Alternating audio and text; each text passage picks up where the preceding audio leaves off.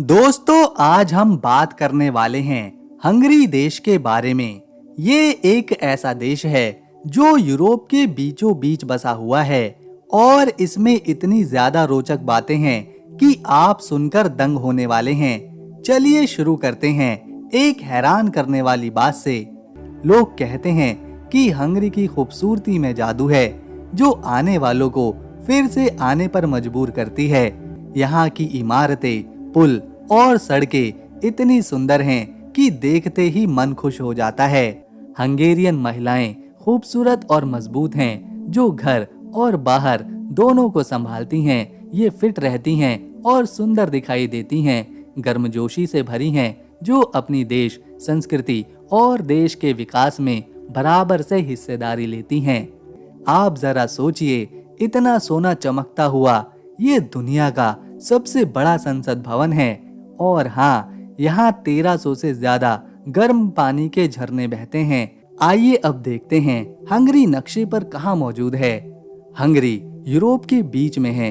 ये एक आंतरिक देश है, यानी समुद्र से दूर। उत्तर में स्लोवाकिया है, उत्तर पूर्व में यूक्रेन, पूर्व में रोमानिया है, दक्षिण में सर्बिया है, दक्षिण पश्चिम में क्रोएशिया और पश्चिम में स्लोवेनिया और ऑस्ट्रिया जैसे देश हैं। ये सब पड़ोसी देश हंगरी को घिरे हुए हैं। नक्शे पर ये थोड़ा आयताकार दिखाई पड़ता है।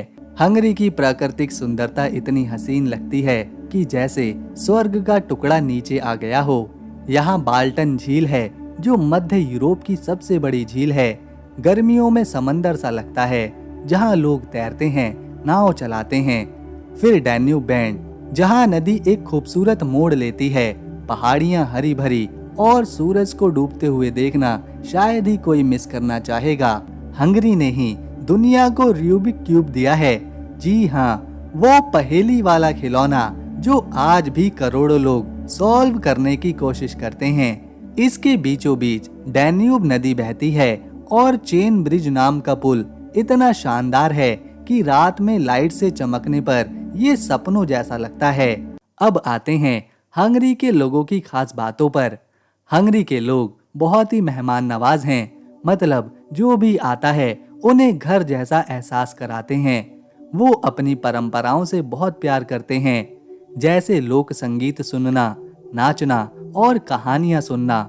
हंगेरियन लोग हंसी मजाक करना इन्हें काफी पसंद होता है, लेकिन कभी कभी ये थोड़े शर्मीले भी लगते हैं। वो परिवार को काफी महत्व देते हैं और दोस्ती निभाने में सबसे आगे हैं।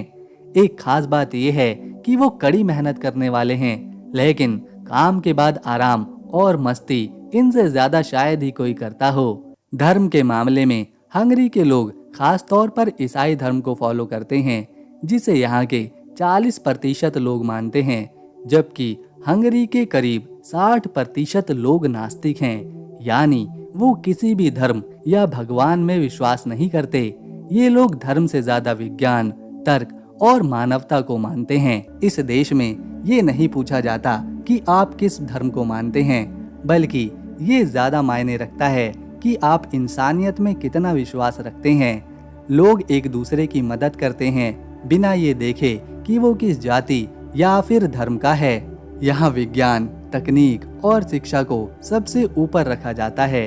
यही कारण है कि हंगरी ने विज्ञान, रिसर्च और मेडिकल के क्षेत्र में काफी अच्छी तरक्की करी है। यहाँ साल 2024 एक रिकॉर्ड साल था, जहाँ कुल 18 मिलियन लोग होटल गेस्ट हाउस में रुके। इसमें 93 लाख लोग हंगरी के थे और 87 लाख लोग विदेशी पर्यटक।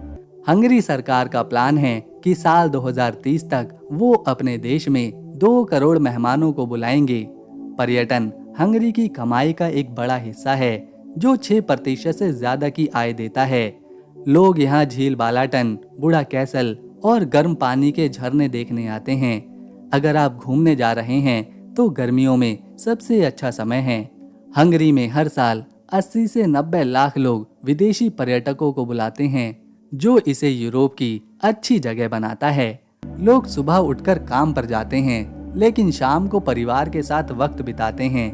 यहाँ पब्लिक ट्रांसपोर्ट काफी अच्छा है और सस्ता भी है। महीने का पास सिर्फ 25 यूरो, खाना सस्ता, घर का किराया कम, लोग थर्मल बाथ में नहाना पसंद करते हैं, जो स्वास्थ्य के लिए अच्छा है।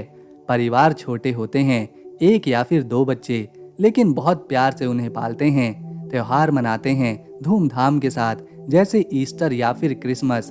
कामकाजी लोग हफ्ते में 40 घंटे काम करते हैं। हंगरी के लोग मुख्य रूप से हंगेरियन भाषा बोलते हैं। ये भाषा मुश्किल होती है, लेकिन सुंदर भी।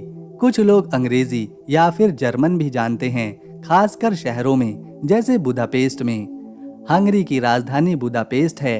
ये शहर 2 भागों में बटा हुआ है और यूरोप का सबसे खूबसूरत शहर है। यहाँ संसद भवन, हीरोज स्क्वायर और थर्मल बाथ सब कुछ मौजूद है। इस शहर में 123 झरने हैं। हंगरी पहला यूरोपीय देश था जहां महिलाओं को वोट देने का हक मिला। साल 1918 में ये महिलाओं की ताकत को दिखाता था। चलिए अब हंगरी के इतिहास की बात करते हैं। हंगरी का इतिहास बहुत ही पुराना और दिलचस्प है। यहाँ के लोगों को चिकन प्रपिका या लैंगोस खाना बहुत पसंद होता है। हंगरी एक छोटा सा यूरोपीय देश है जो अपनी मजबूत अर्थव्यवस्था के लिए भी जाना जाता है। इसकी अर्थव्यवस्था सामान बनाने, बेचने, विदेशी पैसों के निवेश और नौकरियों पर टिकी हुई है।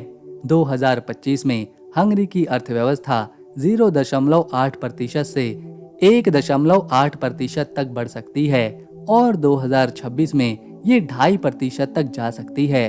लोग खरीदारी, निवेश और सामान बेचने से इसे बढ़ा रहे हैं।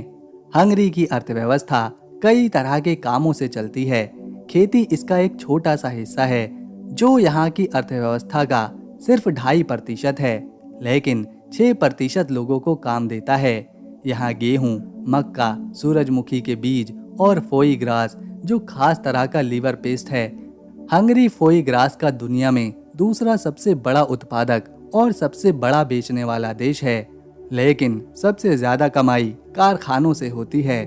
यहाँ कारें, इलेक्ट्रॉनिक सामान, दवाइयाँ और मशीनें बनाई जाती हैं। ऑडी, मर्सिडीज बेंज और BMW जैसे बड़े बड़े ब्रांड यहाँ अपने कारखाने चलाते हैं। इसके अलावा इलेक्ट्रिक बैटरी, कंप्यूटर और दवाएं भी बनती हैं। पर्यटन और तकनीकी सेवाएं भी अर्थव्यवस्था का बड़ा हिस्सा है, जो कि 60% से भी ज्यादा है। हंगरी बाहर के देशों को बहुत सारा सामान भेजता है।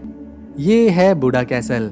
बुडा कैसल हंगरी की राजधानी बुडापेस्ट में डैन्यूब नदी के किनारे एक खूबसूरत पहाड़ी पर बना है।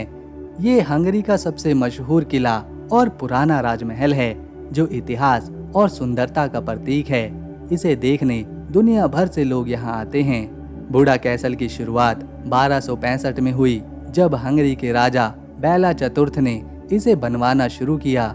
उस समय ये एक छोटा सा किला था। बाद में 14वीं और 15वीं शताब्दी में राजा सिगिस्मंड और मैथियास कॉर्निवस ने इसे और बड़ा और शानदार किया। 1686 में ऑस्ट्रियाई हब्सबर्ग राजवंश ने इसे फिर से बनवाया, क्योंकि तुर्की हमलों में ये काफी ज्यादा टूट गया था। 18वीं सदी में रानी मारिया थेरेसा ने इसे और सुंदर बनवाया। सेकेंड वर्ल्ड वॉर में ये फिर से टूटा, लेकिन 1950 और 60 में इसे दोबारा से खड़ा किया गया। बुडा कैसल बहुत ही विशाल है और इसका बारोक शैली का डिजाइन इसे खास बनाता है।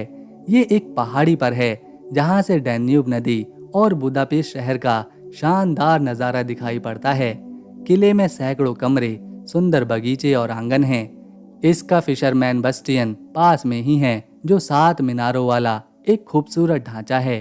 किला कई बार बनाया और तोड़ा गया, फिर भी इसका पुराना और नया मिश्रण इसे अनोखा बनाता है। ये यूनेस्को की वर्ल्ड हेरिटेज साइट्स में भी शामिल है। आज बुडा कैसल हंगरी का सांस्कृतिक केंद्र है। ये हंगेरियन नेशनल गैलरी और बुदापेस्ट हिस्ट्री म्यूजियम है, जहाँ कला, चित्र और हंगरी का इतिहास देखने को मिलता है। पर्यटक इसकी सुंदरता, इतिहास और शहर के नज़ारों के लिए आते हैं। किले में संगीत समारोह, प्रदर्शनियाँ और त्योहार भी होते हैं। रात में रोशनी से जगमगाता किला और डैन्यूब नदी का नज़ारा इसे दुनिया भर में मशहूर बनाता है। ये हंगरी की संस्कृति और गर्व का प्रतीक है। हंगरी का सबसे बड़ा व्यापार जर्मनी के साथ होता है, जो इसे 27% सामान खरीदता है। इसके अलावा Romania, Poland, Austria, France, Italy और चेक रिपब्लिक भी बड़े खरीदार हैं। सामान खरीदने में जर्मनी, चीन, ऑस्ट्रिया और दक्षिण कोरिया आगे हैं। हंगरी का 80% व्यापार यूरोपीय देशों के साथ होता है। ये कारों और सामान बेचने पर निर्भर हैं। कार उद्योग अर्थव्यवस्था का 5% हिस्सा है। विदेशी निवेश में भी बहुत आता है। 2024 में 7 अरब से ज्यादा यूरो यहाँ इसी से आए थे।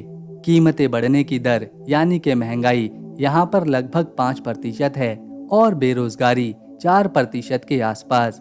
हंगरी का शिक्षा तंत्र बहुत अच्छा और व्यवस्थित है, जो बच्चों, युवाओं और बड़ों को पढ़ाई के कई मौके देता है। ये देश की अर्थव्यवस्था और समाज को मजबूत करने में मदद करता है। हंगरी में पढ़ाई 4 स्तरों पर होती है। पहला, 3 से 6 साल के बच्चों के लिए नर्सरी, जहां खेल कूद और बुनियादी बातें सिखाई जाती हैं। यह ज़रूरी नहीं, लेकिन ज़्यादा बच्चे जाते ही हैं। दूसरा आता है 6 से 14 साल तक प्राइमरी स्कूल, जो 8 साल की पढ़ाई देते हैं और सभी के लिए ये ज़रूरी है। यहाँ गणित, विज्ञान, हंगेरियन भाषा, इतिहास और खेल सिखाया जाता है।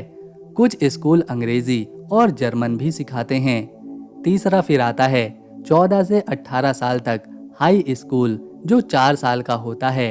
इसमें बच्चे सामान्य पढ़ाई जैसे कि कॉलेज की तैयारी या नौकरी से जुड़ी पढ़ाई जैसे कारपेंटर, मैकेनिक या फिर कुक चुन सकते हैं। इसके बाद आता है चौथा, यूनिवर्सिटी, जहां मेडिसिन, इंजीनियरिंग, बिजनेस या कला जैसे विषय पढ़ाए जाते हैं। हंगरी में 60 से ज़्यादा यूनिवर्सिटीज़ हैं, जैसे बुदापेस्ट की एटवॉस लॉरान यूनिवर्सिटी। हंगरी की शिक्षा की खासियत यही है कि प्राइमरी और हाई स्कूल फ्री हैं और यूनिवर्सिटीज़ में भी यूरोपीय संघ के छात्रों के लिए पढ़ाई सस्ती है। 40,000 से ज़्यादा यहाँ विदेशी छात्र खासकर मेडिसिन और दांतों के डॉक्टर बनने आते हैं। यहाँ पढ़ाई अच्छी और किफ़ायती भी है। नौकरी से जुड़ी पढ़ाई बच्चों को जल्दी काम के लिए तैयार करती है और हंगेरियन के अलावा अंग्रेजी, जर्मन जैसी भाषाएं भी यहाँ पर रोजगार का एक अलग अवसर पैदा करती हैं।